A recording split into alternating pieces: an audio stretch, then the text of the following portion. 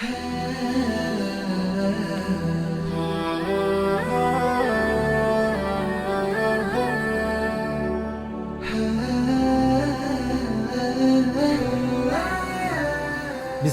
Rahmanir Rahim. Alhamdulillahi Rabbil Alameen. Wassalatu wassalam ala Sayyidil Mursaleen, Sayyidina Muhammad wa ala alihi wa sahbihi wa sallam tasliman kathira.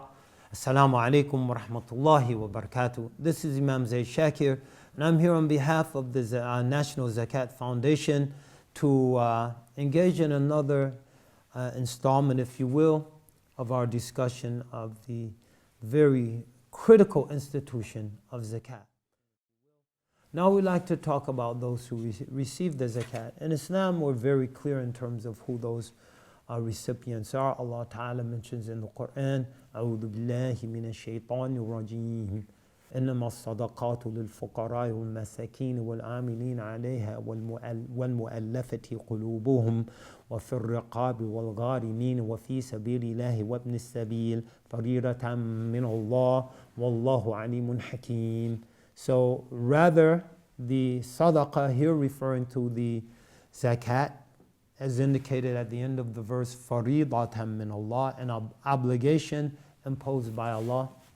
So the sadaqah, obligatory spending, is for the fuqara. The fuqara there's a difference between the Malikis and Shafi'is on this issue.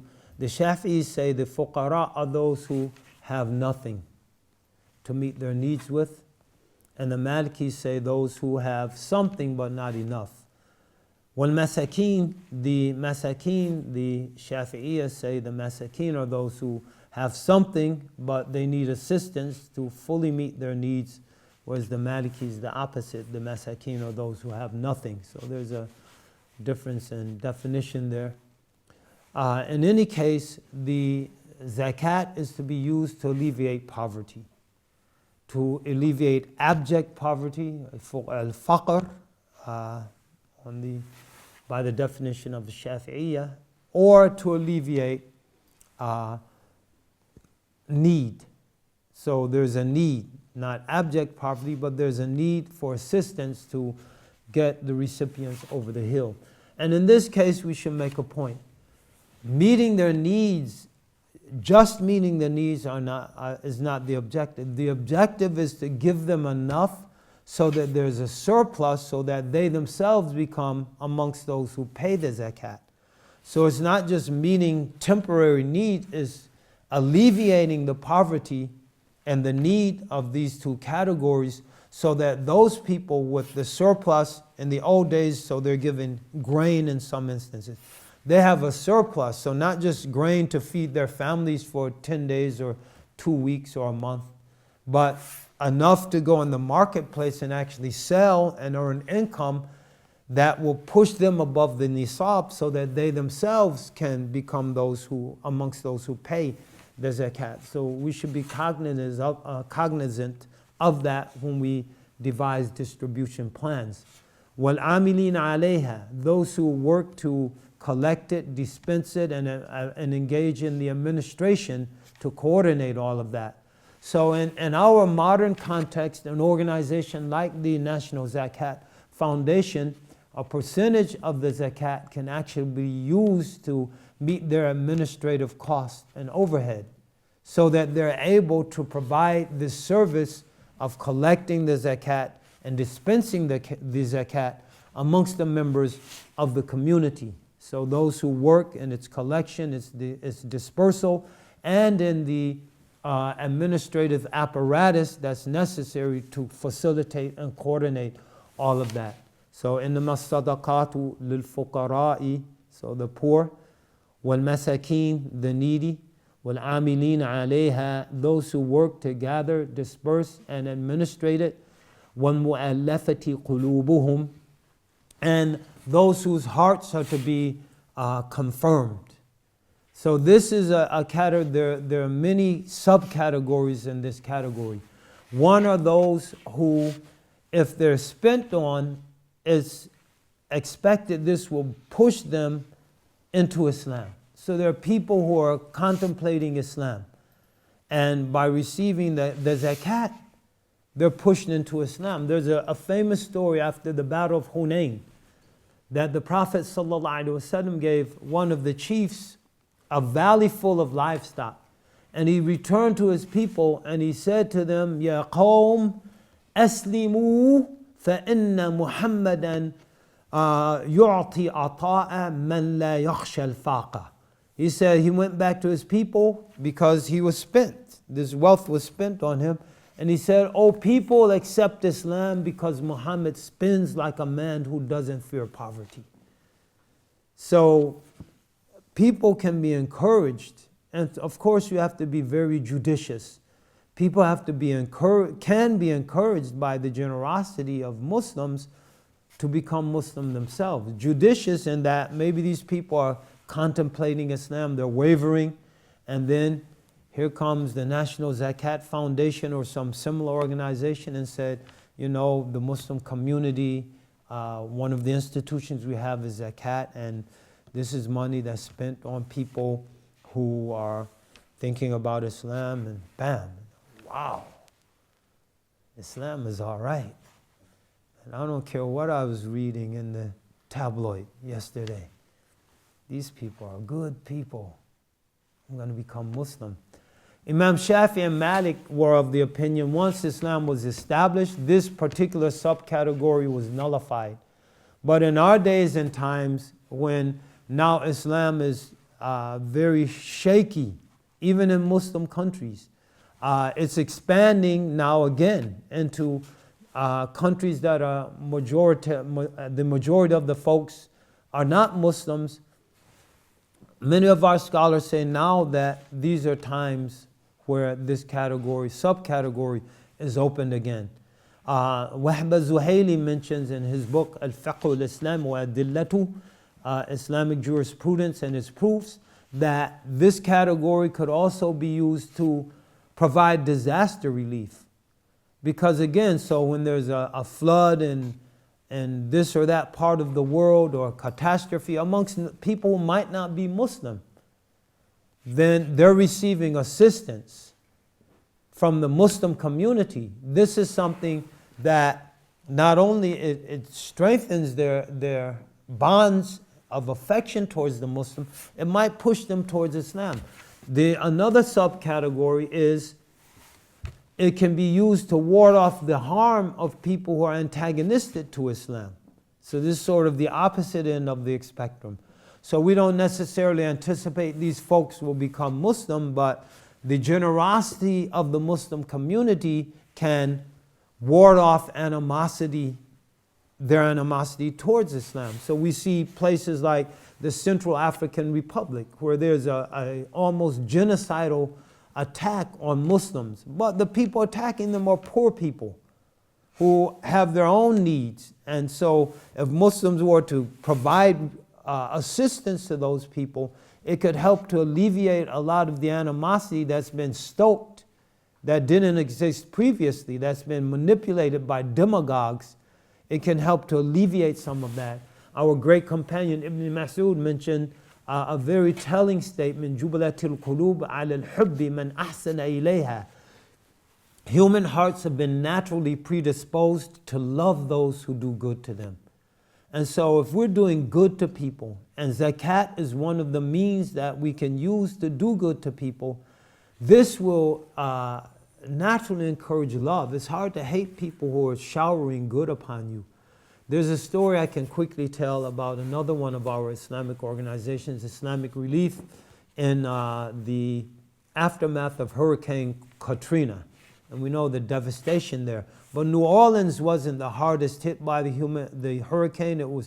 The levees broke, so it suffered. The direct hit was on southwestern Mississippi, near the Biloxi area. And this is bayou country.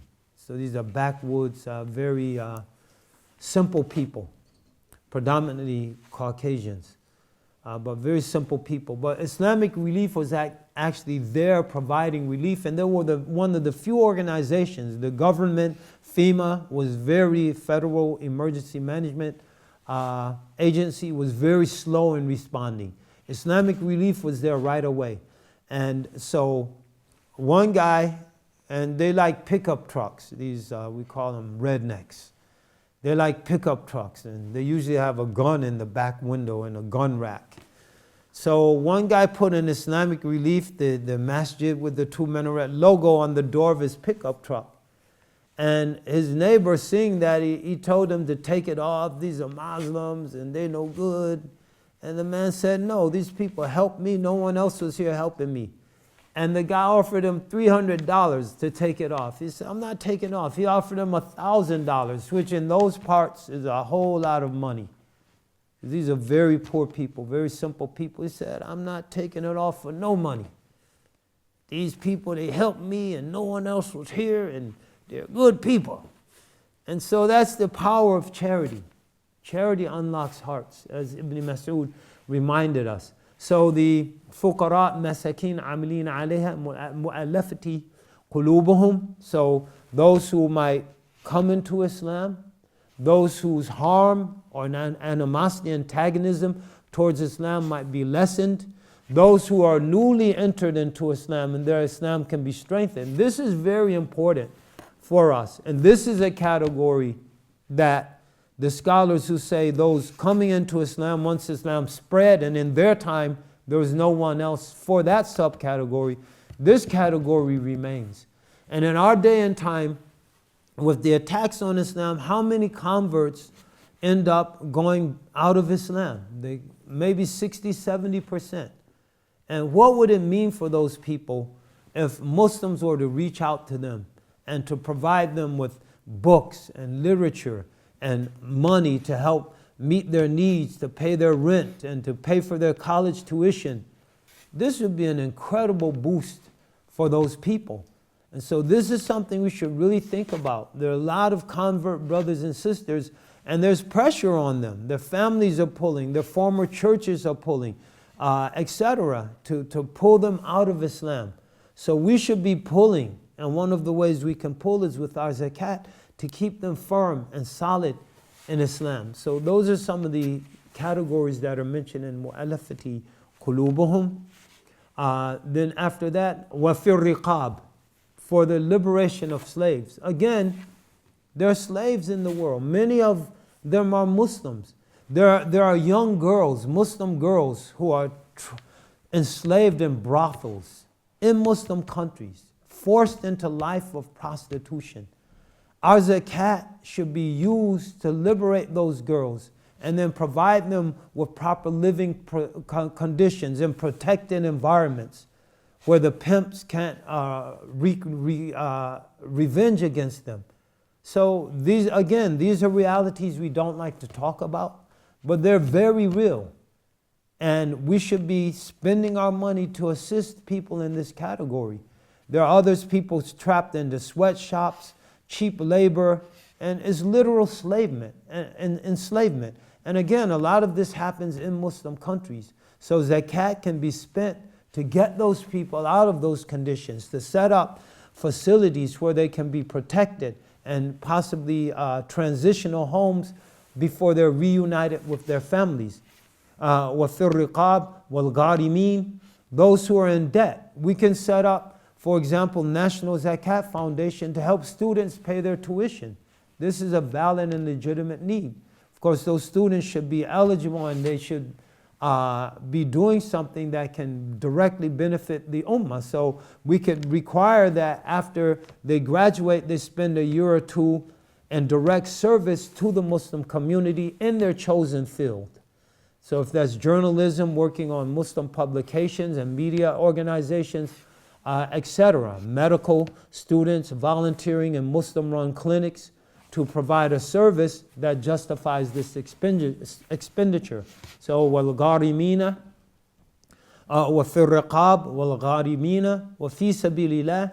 Fi sabilillah is a category most of the scholars traditionally understood to mean those who are directly involved in defending the faith. Most of the fatwa that say for modern organizations and dawah, etc., those are modern day fatwas. The traditional opinion is that these were people directly involved in defending the faith, in jihad fi sabilillah. So this is a category that personally I think we should be very careful with the modern fatwas, but those who take them, we shouldn't condemn them because they're issued by a qualified jurist. So we should respect that, but caution is always the best approach in our religion. Wabn sabil, and to help those wayfarers or travelers who have run out of the means to return to their home, to continue their journeys. So again, this is something in our modern condition. We have so many refugees.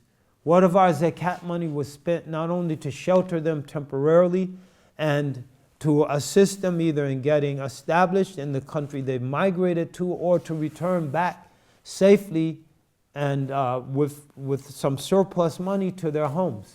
So again, these are all categories that we can consider in our modern condition. So in terms of the amount, and we'll conclude with this particular issue, there are two opinions. One is that a particular category can be focused on, so poor people exclusively. The Shafi'i opinion is that all 8 should be considered and the available money distributed equally amongst those 8 categories. Another opinion concentrating on one particular area is valid and legitimate.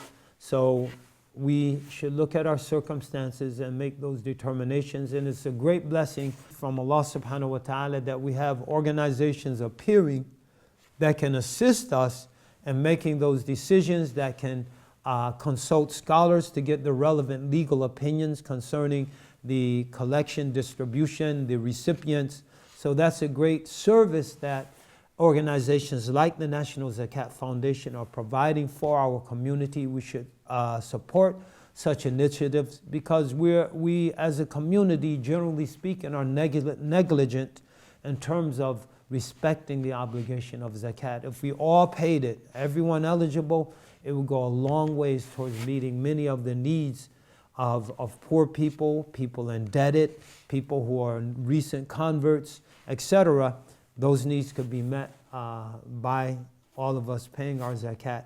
And an organization like the National Zakat Foundation helps to facilitate that. May Allah Ta'ala bless them, bless all of you, and may we all be able to work together on wonderful projects like this one to strengthen our community and to advance the interests of our community, to build a strong, viable, solid community. May Allah Ta'ala bless all of you. This is Imam Zaid Shakir. Assalamu alaikum wa rahmatullahi wa barakatuh.